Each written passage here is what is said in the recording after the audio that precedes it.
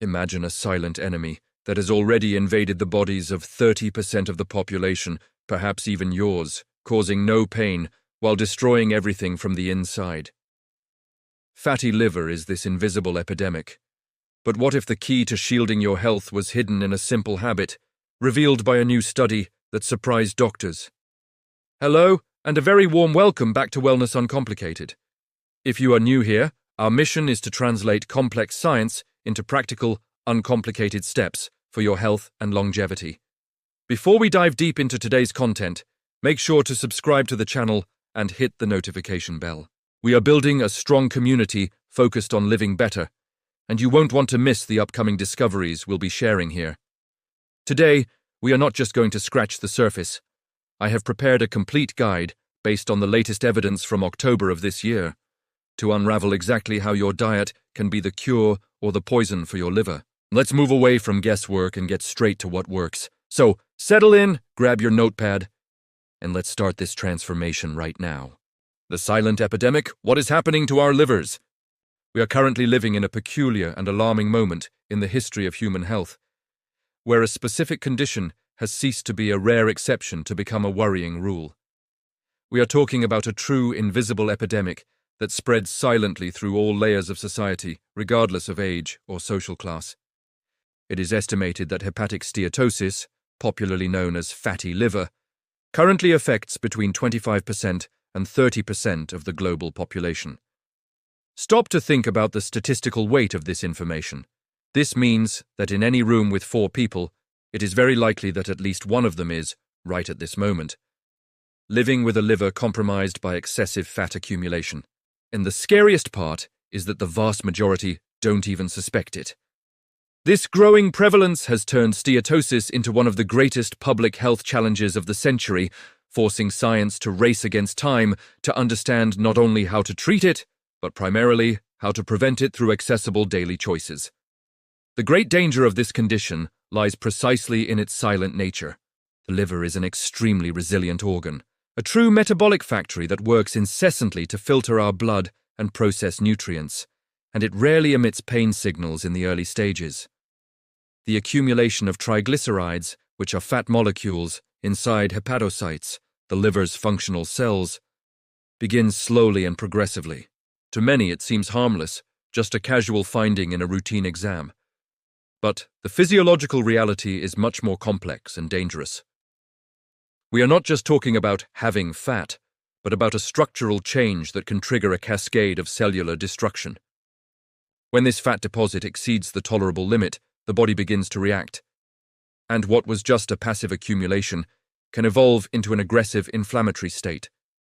This evolution is what doctors call steatohepatitis, a stage where the liver, suffocated by fat, becomes inflamed in an attempt to defend itself. This is where the scenario changes drastically. Chronic inflammation leads to the death of liver cells and the formation of scars, a process known as fibrosis.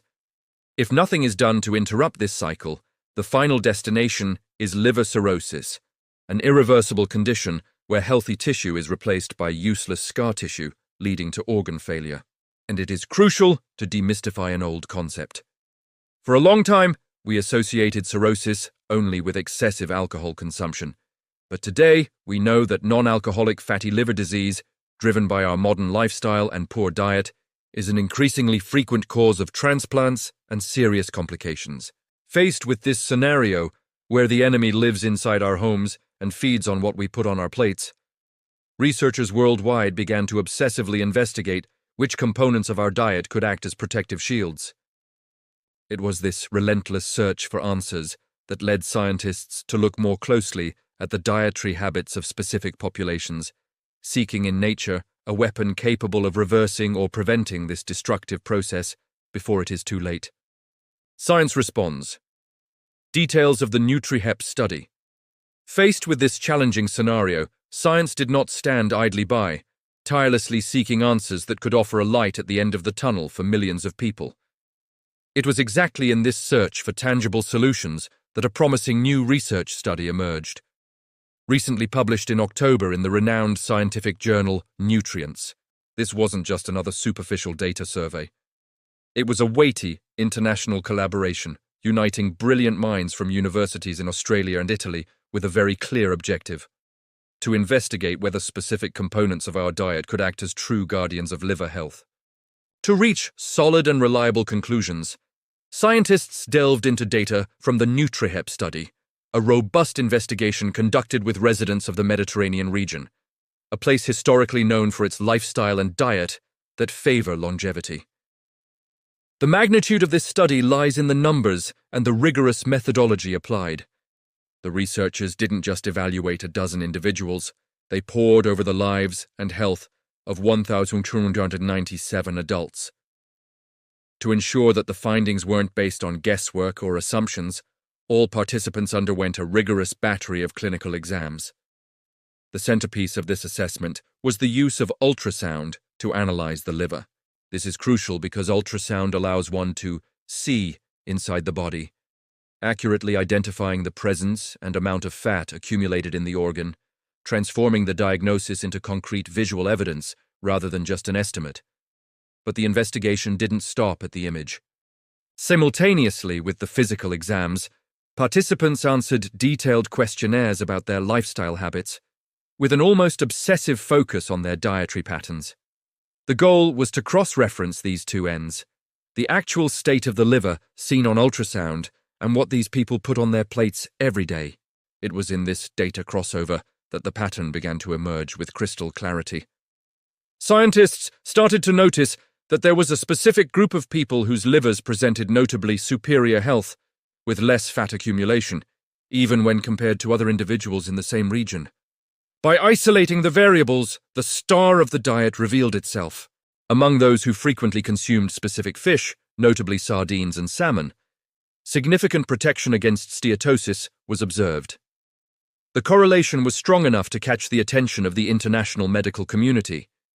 Eating these fish wasn't just a gastronomic choice, but appeared to function as a biological defense strategy. This discovery brought new vigor to the field of clinical nutrition, as it suggests that the key to fighting this epidemic may be literally within our reach, on the shelves of supermarkets and fishmongers, validating the hypothesis that the most powerful pharmacy we have access to is, in fact, our own kitchen.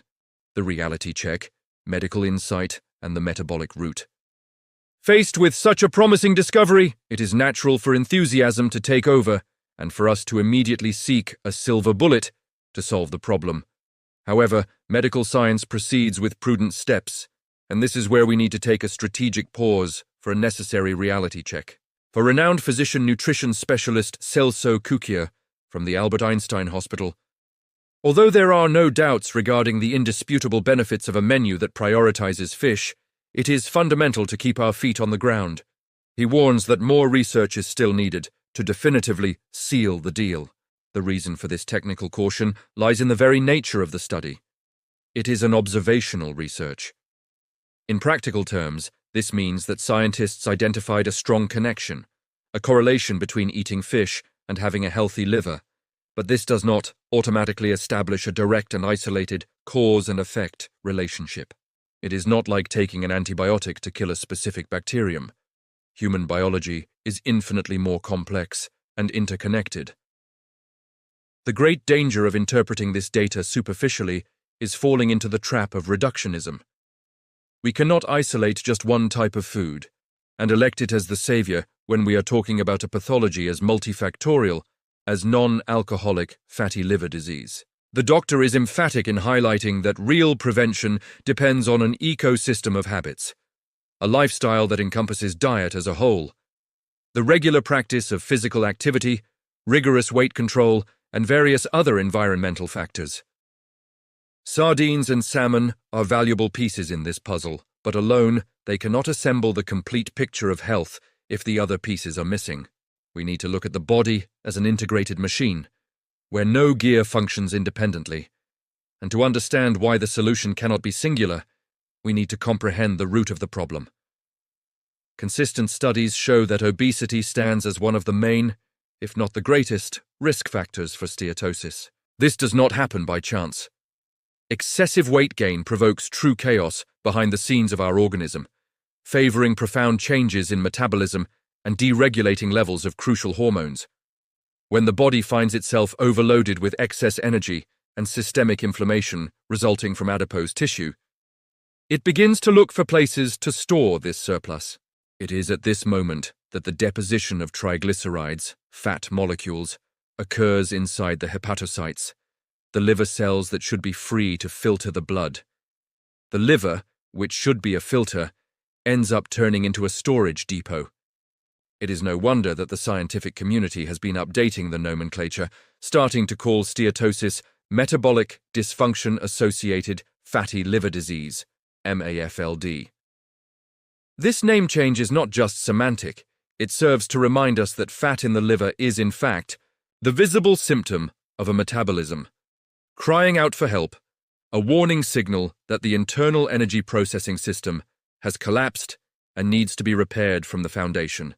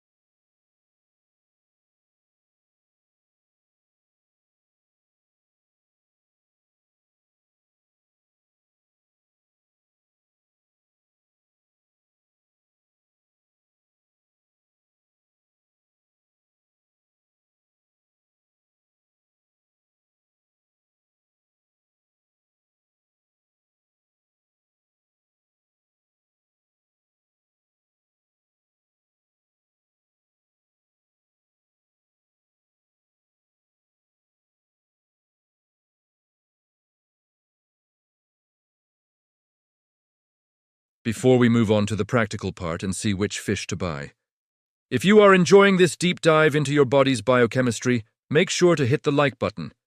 This helps YouTube understand that this is serious health content and push it to more people who need it. The battle of fats, fish versus red meat. Now that we understand the chemistry, let's get practical. Where can we find this health elixir? Fatty fish, such as the aforementioned salmon and sardines as well as tuna, are the true champions of this category, containing generous doses of both EPA and DHA. But here, it is worth pausing to deconstruct a myth that keeps many people away from the fish counter. The idea that eating healthy costs too much. Although salmon gets a lot of media spotlight, it often reaches the table with a prohibitive price tag for most families.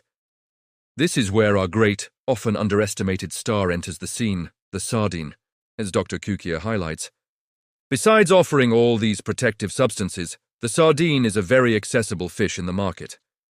It is a compact, democratic, and inexpensive nutritional powerhouse. It is worth remembering that, in addition to omega-3, these fish are excellent sources of high-quality protein, fundamental for maintaining muscle mass, and carry an arsenal of minerals like phosphorus, zinc, and iron, as well as B-complex vitamins, which are essential for energy. Even though science still asks for more studies to make a final ruling, the new work arrives to reinforce a recommendation that should already be a rule. We need to include more fish in our daily lives. It is a painful paradox to note that, despite vast coastlines and the countless rivers existing in many countries, fish consumption is still extremely low compared to other dietary staples. We have the remedy in nature, but we don't use it. And this habit change isn't just about what we add, but what we replace. Eating more fish opens up space to naturally reduce red meat consumption.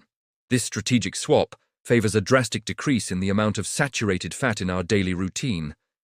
And here, science is relentless. There is no shortage of evidence that excess saturated fatty acids present in fatty cuts of beef and processed meats are intimately involved with increased cardiovascular risk, systemic inflammation, and, of course, liver overload. By choosing fish over steak a few times a week, you are making a smart swap. Out goes the fat that inflames and clogs, and in comes the fat that cleans and protects. It is simple math where the result is the longevity of your liver and your heart, creating an internal environment where disease struggles to prosper. The second frontier, the gut-liver axis. If fish is the king of this strategy, the gut is the kingdom that must be protected. Modern science has revealed a fascinating, almost telepathic connection between our digestive system and liver health, known as the gut-liver axis. Caring for the gut microbiota, that universe of trillions of bacteria living inside us, is another validated strategy to shield against hepatic steatosis. There is robust evidence that maintaining the balance among these bacteria brings direct positive impacts to the liver. Think of the gut as the first line of defense. If this barrier is strong and balanced, it prevents toxins and harmful bacteria from entering the bloodstream and reaching the liver, which is the organ that receives all blood coming from digestion. If the gut is inflamed, leaky, the liver is the first to be bombarded by metabolic waste. Therefore, to save your liver, you need to feed your intestinal soldiers. The great allies in this mission are foods rich in fiber and prebiotics, whole grains, varied fruits, and vegetables. They serve as fuel for the good bacteria. Furthermore, it is crucial to make room for probiotic foods, those that bring live, beneficial bacteria to repopulate your flora, such as quality fermented milks, natural yogurt, the real kind sugar-free, kefir, and kombucha. On the other hand, caring about what goes in implies knowing what should be left out. A menu modeled after the Mediterranean diet, which includes fish, whole grains, fruits, vegetables, seeds, lean dairy, and the liquid gold that is olive oil, benefits the entire organism. Dr. Celso Kukia emphasizes that this holistic approach is the secret. It is no use taking omega-3 capsules if you continue destroying your gut flora with ultra-processed foods that kill good bacteria and feed the bad ones. The liver and the gut work in a constant partnership. When one gets sick, the other suffers. Restoring gut health is often the forgotten but essential step to clearing fat from the liver. It means treating the cause, not just the symptom, ensuring the body's filter receives clean blood and real nutrients, not a toxic load that forces it to work double time until exhaustion. But I know sardines can be a controversial food. I want to know your opinion. Tell me in the comments, are you on the team that loves sardines or the team that runs away from the smell? If you don't like them, what other fish do you usually eat? Write it down below. In lifestyle, eliminating villains and getting off the couch. Now that we have talked about the dietary heroes, we need to face the villains head-on. If you want to cleanse your liver, you must strictly avoid alcoholic beverages. Alcohol is a direct hepatic toxin. Processing it is a priority for the liver, causing it to stop burning fat to deal with the alcohol, accumulating even more lipids. Furthermore, One should not go overboard with sources of refined carbohydrates. Cookies, chips, white bread, and the like are quickly converted into blood sugar, generating insulin spikes that signal the liver. Store energy now, and this energy is stored as visceral fat. It is a vicious cycle where the momentary pleasure of a pack of cookies turns into chronic cellular damage. But diet is only half the equation. It is also worth mentioning, in bold letters, the importance of including physical activity in your daily life. Banishing a sedentary lifestyle isn't just about aesthetics. It is a matter of metabolic survival. Exercise promotes immediate positive changes. It improves insulin sensitivity, meaning the body needs to produce less of this hormone to control sugar. Additionally, moving muscle consumes triglycerides that would otherwise be left over in the blood, preventing them from depositing in the liver. Physical activity also favors real weight loss and the increased production of myokines, protective substances released by muscles that have anti-inflammatory action throughout the body. The medical recommendation is clear but flexible. Everyone must adapt exercise practice to their routine. You don't need to become a marathon runner overnight. The secret is consistency. Choose the modality that pleases you most, whether it's walking, weight training, swimming, dancing, or Pilates. To ensure motivation and stay active in the long term, a sedentary lifestyle is fatty liver's best friend. Movement is its worst enemy. By moving, you transform your body from a passive energy depot into an efficient burning machine, relieving the load on the liver and allowing it to regenerate. Remember, the human body was designed for movement, and honoring this biology is the most powerful step you can take toward healing. The final protocol, your practical action plan. We have reached the end of this journey with a clear message. Fatty liver is a real and prevalent threat, but it is not a definitive sentence. You have the power to reverse this situation, and the tools to do so are available, accessible, and validated by science. The recent study on fish consumption isn't just a statistic, it is an invitation for a life change. The action plan to shield your liver is simple, but it requires commitment. First, look at your plate today. Does it reflect health or disease?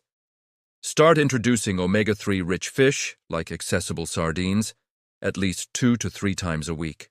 Make peace with good fats and say goodbye to excess saturated fats and ultra-processed foods. Second, take care of your second brain, the gut, nourishing it with fiber and probiotics, creating a barrier against toxins. Third, and non-negotiable, move. Find an activity that makes your heart beat faster and your muscles work. And lastly, have patience and consistency. Steatosis didn't appear overnight, and it won't disappear by magic either. Prevention and reversal depend on this whole picture, on this integrated lifestyle that encompasses conscious eating, an active body, and a balanced mind. Don't wait to feel pain to act, for the liver suffers in silence. Make your next meal your medicine and your routine your therapy. Science has shown us the path, and the study from Australia and Italy has lit another light on this road. Now, the decision to walk it is entirely yours. Take care of your liver, and it will take care of you for your whole life, ensuring you have the health and vitality to enjoy what truly matters. Start today, start now, your body thanks you. If you made it this far, congratulations. Watching a full video about your health shows that you are part of the minority that is truly committed to longevity. But remember, knowledge without action is just information. Start applying these changes today. And if this content provided value to you, please consider subscribing to the channel and giving this video a thumbs up. It's a simple gesture for you, but it means the world to us and helps YouTube understand that this kind of information saves lives. Thank you for watching. Take care of your liver, and I'll see you in the next video here on Wellness Uncomplicated.